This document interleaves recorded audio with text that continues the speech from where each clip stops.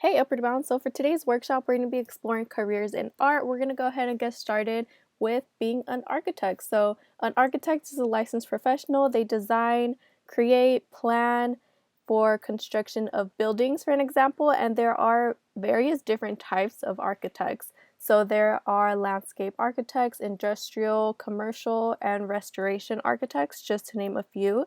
Your education level must be at a minimum a bachelor's, and once you have your bachelor's, you also must be licensed, which requires taking a couple different tests, but eventually it is worth it because their average salary is about 148,000. So next up we have art directors. So what an art director does is they oversee the planning, conceptual layout, designs of either photographs, ads, any other visual elements of magazines, newspapers. So they pretty much oversee the planning of everything as well as dividing up the work from their team members, their staff. So they also work closely with clients to make sure that they are providing what the client wants, what they need, and presenting different designs to eventually get their approval. For their education, they also require a minimum of a bachelor's degree. Many also end up completing either a master's in business administration or master's in fine art, and their average salary is about 98,536. And next we have art teachers slash professors. So if you're someone who is interested in education as well, but you like art, this might be a perfect career for you. So what teachers do is they create plans, they create curriculum in order to teach their students more about art. So art teachers can range from K through 12, so you can be an elementary school teacher or high school, or you can be a professor, which is ultimately at a higher level, so you would have to be more knowledgeable about art if you do become a professor at a college or university. That is why the minimum requirements to become a K through 12 teacher is a bachelor's and teaching credential. And if you want to become a professor, the minimum requirement is a master's in an art related field. So their average salary really varies.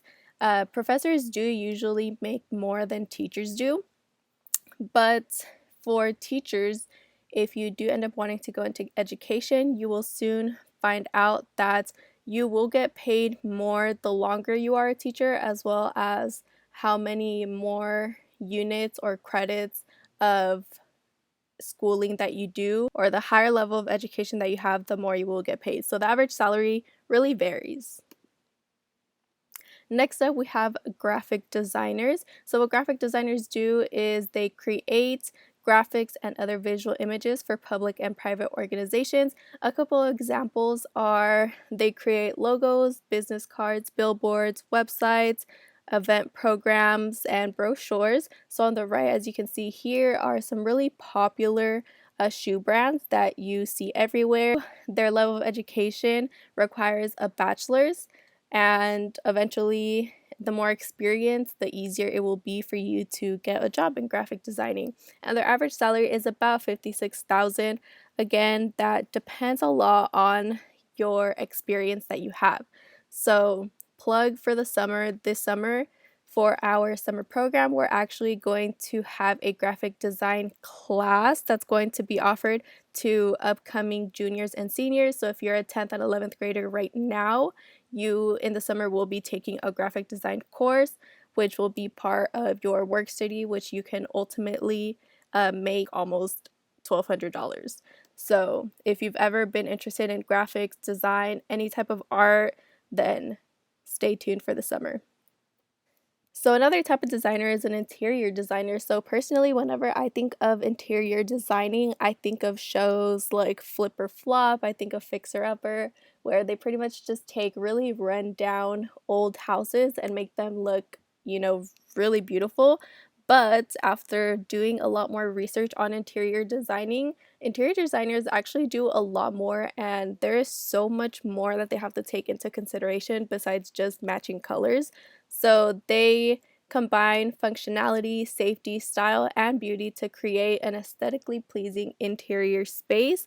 Their level of education is usually an associate or bachelor's degree, and some even complete their master's to advance more within their position. And their average salary is about $72,000. So I actually found a video of interior designing, and she really breaks down how much more interior designers do. I specialize in the interior design sector of the architectural industry, and over the years I've discovered just how many people don't know what I actually do. I'm currently studying for professional certification exams to become a licensed interior designer, which in North America requires you to obtain an accredited university degree plus many years of in-field experiences before you would be qualified to take a series of very challenging exams. Now, many people are confused by this because they think, couldn't anyone be an interior designer? Well, of course many people, and actually I would argue most people, could have good design sensibilities and creative ideas. And to become an interior designer, it requires much, much more than that. Public safety is very, very important when it comes to built environments. After all, it's where the majority of us spend our time, in homes, offices, schools, shopping centers. And while engineers and architects are responsible for many important building components, their responsibilities don't always cover everything, especially interior components such as interior partitions, corridors, circulation, suspended ceilings, lighting, furniture, fixtures, equipment, and finishes. Someone needs to make sure all these interior components meet egress, life safety, indoor air quality, and building code requirements, while at the same time being functionally and economically designed. Fire safety is really, really, really important. Most of us know about fire alarms and sprinklers, but there are also many other steps taken to ensure our safety in interior spaces that many people don't see. Walls, ceilings, windows, and doors have to be built with the appropriate materials and assemblies in order to meet fire separation requirements. Materials such as wood, carpet, textiles, and many other things have to meet flammability and fire resistance ratings, and designers need to know what ratings apply in what situations. Corridors, aisles, and doors have to meet appropriate lengths, widths, and clearances that adhere to stringent building codes in order to allow for proper evacuation in the event of a fire. When it comes to finishes, interior designers need to have extensive knowledge in standardized testing of materials and industry requirements, sound absorbency or transmission levels of products in order to meet acoustic needs, coefficients of friction, what they mean, and how to meet floor slip resistance requirements. And if the materials emit volatile organic compounds or toxic chemicals that could adversely affect indoor air quality. For instance, to you, it may look like the interior designer just picked out a nice-looking window covering, but really, he or she may also have to consider factors like light control, thermal heat gain or heat loss, privacy needs, acoustic transmission, operability, air circulation, material quality, durability, flammability, and fire resistance, while at the same time balancing those factors with the client's budget and personal requirements. Every step of the way, designers also need to ensure that the spaces we build are inclusive to persons with disabilities. Lots of people think design is all about making something look beautiful, whereas aesthetics is really only just a part of the equation. Good design is about the ability to achieve safety, function, quality, and aesthetic beauty while working in a set of programmatic and budgetary constraints. So next up is animators. So what animators do is they develop, create, and produce moving images that are eventually used for websites, video games, film, and television products. Their education level is either bachelor's or master's. I have a video from Disney Dream Job which shows 4 different careers. They do show animators, they show cleanup artists, they show effects animators, and storyboard artists. So you not only get to hear about what animators do, but it also takes you through the process of animation and the creation of films. Great to meet you. So great to meet you. Welcome to Walt Disney Animation Studios. I'm Ron Clements, and I hear that you are a big fan of the movie The Princess and the Frog. I actually co-directed that movie. Whoa! Right. hear that you draw. You're an artist. This piece was one of the very first pieces ever done on the movie of Prince Naveen arriving in New Orleans for the first time. And then we have a drawing of Mama Odie, and this is a very early version of Tiana. Inside the hallways, there's like a whole bunch of like paintings, constantly like looking to each side. Like, okay, gotta make sure I look at every single one. So that's just an example of the different kind of artists, and you're going to meet a great one. This is Mark Henn. This is Rachel Bibb. Hi, nice to meet you. I remember when I was a small boy, this was a dream job for me. What's your dream about Disney animation? Princess and the Frog, seeing her on screen, I was like, I want to become part of that. I want other kids to have that same excitement and joy of seeing a character that looks like them on screen, like I did. Well, that's great. So we'll just start with a character that you might recognize. And so I put a new piece of paper down so I can start making my changes. As an animator, I'm working very loose and rough. I'm not too concerned about the final look of the drawing at this point, and that's where we're as a team. We heard that Tiana is one of your favorite characters, right? Yeah. So everyone would draw her in a slightly different way, and my job is to make sure that she always looks like Tiana, no matter who drew her. Reagan, she's such a perfectionist with her drawing, and she'll beat herself up if it's not perfect. So there's like all these different steps the animator doing the first part, and then the cleanup artist coming in, finishing it off, and you don't realize that those are two separate functions. So that's kind of how we divvy up our responsibilities on a single character, and it's one of the amazing things about animation. I don't know about you, but drawing tends to be a very solitary process. You sit alone in your room and you draw your drawings. I'm glad that you said that because it means that I'm not weird for being incredibly shy. Animators in general tend to be very much observers. So I think being quiet and being shy would never prevent someone from becoming a great animator. When my mentors shared their life experiences with me, it made me feel really, really good because it meant that I wasn't this weird, awkward person who has all these awkward stories to tell and that they went through the same thing as me. I want to see you draw. What we're going to suggest is just a simple bouncing ball. Okay. We'll start with the ball in the air up high. And so now with your left hand, pick up the piece of paper there so that you can flip between your first drawing that you did and your second drawing. You'll start to see, it's starting to move a little bit. Okay, let's put a new sheet of paper down. This ball is going to hit the ground. Now what happens when a ball hits a hard object? It's going to flatten out a little bit. So once the ball has hit the ground, now it's going to bounce. When it goes up, it's actually going to compress the other way. So it doesn't quite get back to the full round shape until right towards the end. Drawing the bouncing ball with Mark and Rachel was really fun, although I knew I was in trouble because I can't draw circles. Why don't we get going to the effects department to meet our friend Marlon? So, are you familiar with what effects are in an animated film? Kind of? Yeah, a little bit. So, usually what I say, effects is everything that moves on screen. It's not the characters. It's smoke, water, rain, fire, explosions, magic. So, you may be familiar with this scene where Tiana meets Naveen for the first time. Knowing this was a film about amphibians, we use a lot of water cues and bubbles and things instead of traditional pixie dust. Sometimes they have close-ups of plants and how they sway. Do you do that too? Yeah, very often. So most recently I worked on Moana. So in Moana also has a bunch of effects, but mainly a lot of water. And water is really difficult, and everybody knows what it looks like, so you can't really fake it. What you'll learn walking around here today is that both creative and technical challenges. You got a character like Te-Kā here, who's a living volcano. So you have to have a character performance that's believable, and then you have to have all these aspects of what a volcano is to kind of eventually imbue her with believability. So I guess you're going to go see Don and Josie now from Story. So I'll walk out with you. I didn't realize there were so many steps. I thought it was all you have to do is just draw the pictures and put them together, and voila, you got a movie. Hi. I'm Josie. I'm Reagan. Hi, Reagan. I'm Don. Hi. It's very nice to meet you. Storyboarding was essentially invented by Walt Disney. Once the story team is assembled, sequences are handed out, and each story artist gets a sequence. We could start to talk about an idea, but then you're like, okay, I'll just draw it. This is Tiana. And it can be really rough drawing. That's kind of the great joy of Story, is that there are no rules. It could be incredibly scary, but at the same time, there's so much freedom to create your own vision. Once a scene starts to kind of come together, then you can refine it. That's what the main job of the story artist is. She's building a character. What was nothing before. Now they're something. They're actually starting to be attracted to each other, and that's what you start to see as these characters start to come alive. I heard that you do comic books, is that right? So essentially you've been storyboarding already? Yeah, you're on storyboarding. And then from there you get a bunch of notes and just do it all over again until the movie is done. Hope you learned a little bit more about what animators do along with every other career that they mentioned. Next up, we have product illustrators. So product illustrators are artists who take their creative skills and create original images for different either printed or digital products. They work with clients and marketing teams to make sure that the client gets what they are looking for, and the marketing team is on board to get a design that they know will really appeal to a larger audience. So on the left hand side, I have a couple images. So first, here are a bunch of hair products. So just take a look at all your hair products, shampoos, conditioners, body washes, face scrubs, all of that.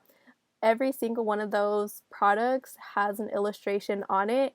You might just think that some are so simple and there's no images, it's just the word, but the wording, the font is part of the product.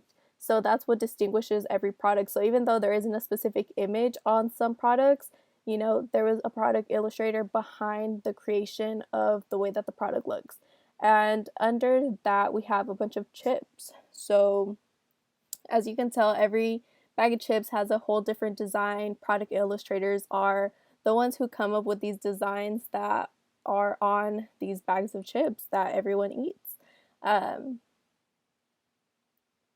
And so the level of education required to become a product illustrator is at minimum a bachelor's. The average salary for product illustrators are about $65,000. And next we have concept art. So if you take a look at the pictures, it might look familiar to some of you, whoever plays Animal Crossings. So a concept artist is a designer who visualizes and creates art for characters, creatures, vehicles, environments, and other creative assets. The difference between a concept artist and an animator is that a concept artist does not create the actual character. So what they do is they create pretty much everything around the character that has to do with them. So they're the ones who design, the background, they design those trees, that fence, and the level of education required to become a concept artist is a bachelor's degree in either art, animation, drafting, or similar fields.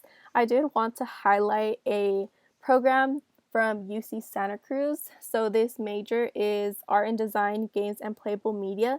So UCSC is the only school from UCs and UCs, I believe, that has this specific major.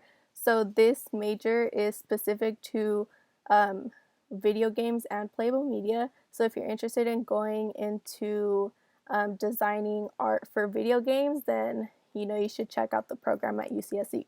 And their average salary is about $73,000. Next up, we have makeup and special effects artists. They apply makeup on celebrities, performers, people in entertainment, or there are also special effects makeup artists who apply prosthetics to make someone look completely different. Their level of education for just a makeup artist is a certificate in cosmetology, and they must be licensed in cosmetology. And for special effects, there are actually specific special effects makeup degrees, degree programs that you can look into. Their average salary is about $81,000. So here's a video that shows how a makeup artist transforms someone into a zombie. This ball cap does not need to be beautiful because there's going to be a big wig over it as well. Oh god. I feel like a worm or like a newborn baby. My skin is all fresh.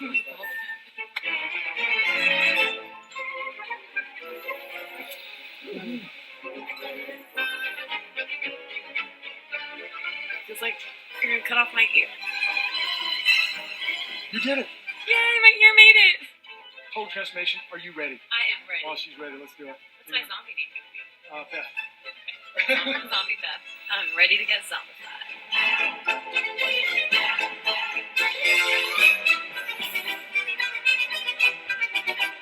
This doesn't feel as uncomfortable as I thought it would. It surprisingly feels so comfortable, like you're in a zen moment. Sitting for makeup definitely makes me more cautious of what I'm doing to somebody else, because I've had stuff done to me where I was like, I hate this. This is the worst. Pulling the prosthetic, pulling hairs out, removing is a big one. I'm always asking questions. How am I doing? Like, are we being too rough on you? Are we moving your head too much? So, that's sort of one thing that's good about being in the chair as well as doing makeup.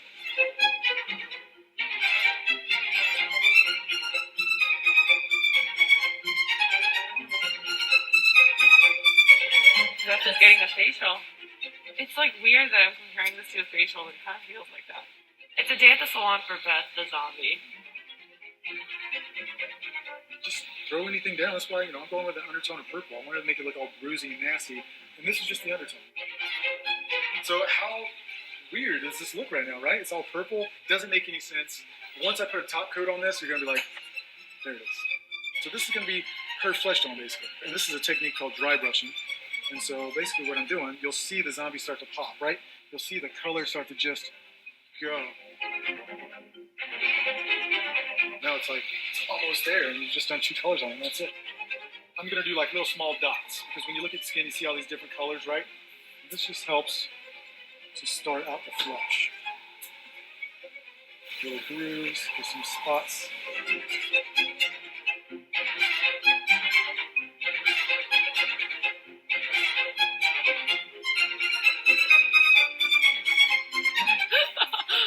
Tickle, tickle.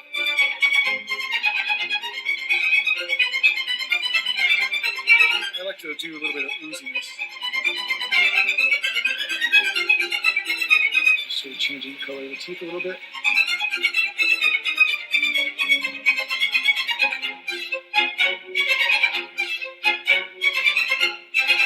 Bye, Caroline. It's Beth now.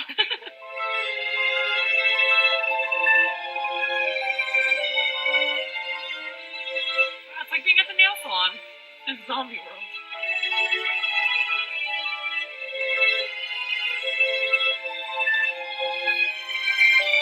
I'm just going to spray a lot of this on it so it gives it a little bit of shine.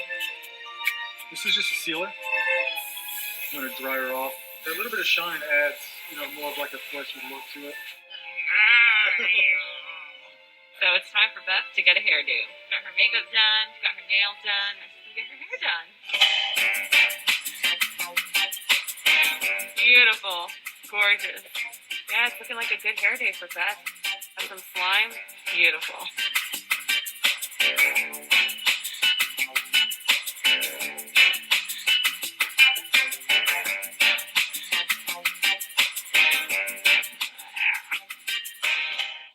So next we have fashion designers. So what they do is they design clothes, accessories, and shoes. And once they design it, they actually create the designs as well. They choose their material, their fabric, color, style, and eventually put them all together. Their level of education is a bachelor's degree in either fashion merchandising and or fashion design. And their average salary is about $78,000. I found this really cool video about a fashion designer who's a little bit different. She takes something from her culture and really brings it to life into the fashion world and makes a really big statement with them. So if y'all are Latinx, you're probably gonna relate to this video.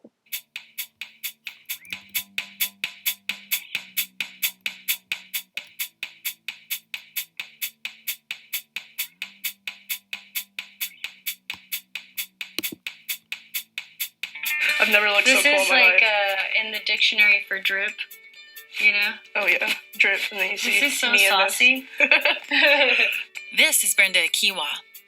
She creates statement coats from versions of San Marcos cobijas, or blankets, that celebrities like Bad Bunny and J Balvin love.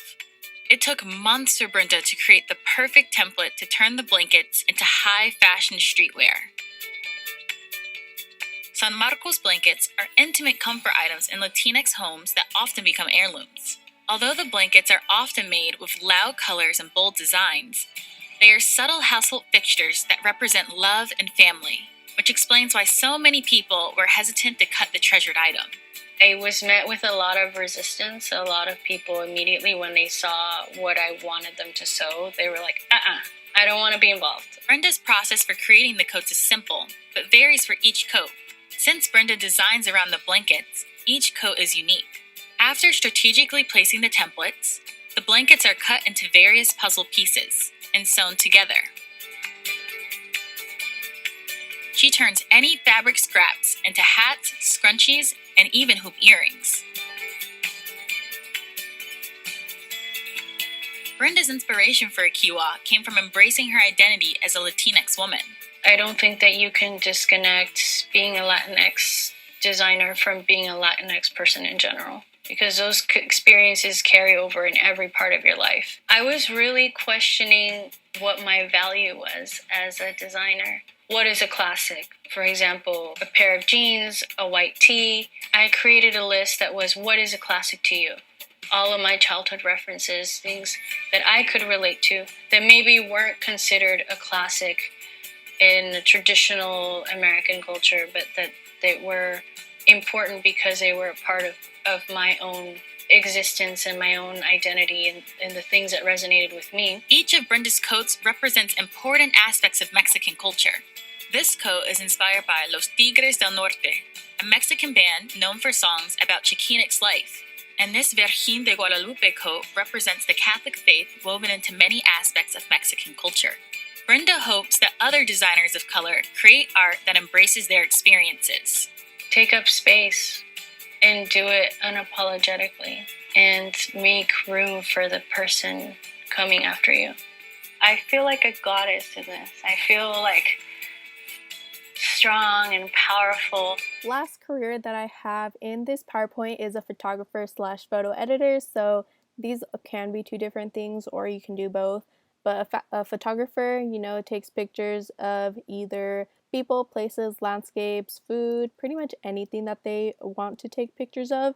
And a photo editor, they select, edit, position photos, negotiate fees, and get permission to shoot certain locations. So their level of education, which is highly recommended, is a bachelor's or master's in photography. Their average salary is about $72,000. So I really enjoyed showing you all these different careers, because these are careers that really allow you to be creative, to be yourself, to let your personality really shine, it enforces, your individuality, so you can put your own touch and your own hint of yourself into every piece that you create. So I didn't mention some careers. Some careers that you might have thought about that I didn't list were related to music or maybe performing arts. So there's this website called the Art Career Project, and I highly, highly, highly recommend for all of you to look at this website. So you might be thinking, okay, cool, I want to go into the arts, but what major should I major in, or what school should I go to? So here I listed a couple majors that you could major in. And again, what's cool about a lot of these careers is that there isn't one specific major that is, like you have to do it 100%, and if you don't major in this, then you can't become an animator. No. So a lot of these majors are flexible with the careers that you can pursue afterwards. And now looking at schools, so what schools can you go to? So on the left-hand side, I have some public universities, so UCs and CSUs. Some are UCLA, UCR, Riverside, UC San Diego State University, San Jose State University, and Cal State University, Northridge. So not saying that schools that I didn't mention don't have any art degrees. However, the ones that I listed did have the most options. So just take a look at, maybe you have a top school that isn't one of those. If you look at it, just look at all their degrees that they offer, and they might have some art degrees that you're interested in. And to the right hand side, I listed some private nonprofit universities. So these are private, so usually they do cost a little bit more than publics. However, they are specific schools for art and design. So if you're looking for a school that only is about art and design, then you can take a look at some of these. The last two aren't specific to art or design. However, they are private, nonprofit schools that do have art programs. And I have some tips for you all. So if you are really interested in, pursuing a career in art, there are some things that you can start now. So you can start creating a portfolio. If you are going to major in one of those majors, they might require you to submit a portfolio, which is, different arts, which is different things that you have worked on. So if you're a photographer, then you might have in your portfolio, you know, different pictures that you've taken, or if you are a sculptor, you might have pictures of different sculptures that you've made. You can also create an Instagram account to get your name out, get your pieces out, as well as a website, creating a website that showcases all of the work that you have created. And if you are someone who maybe designs or creates accessories, is more into like fashion design, something that you can actually sell, it wouldn't hurt to create an Etsy and even sell some of your work. Lastly, I did want to mention again that this summer we are going to be offering a graphic design course for upcoming juniors and seniors. So if you haven't already filled out the Summer With Us, or if you want to change your response, then feel free to do so. If you haven't received it through Remind or through email us at upwardbound@hnu.edu and we will get that over to you. And last thing, since you got through this whole video, shout out to you. Make sure to fill out that Google form that only has 2 questions on it, just to make sure that you know, you listen to this workshop and that you get credit for doing it.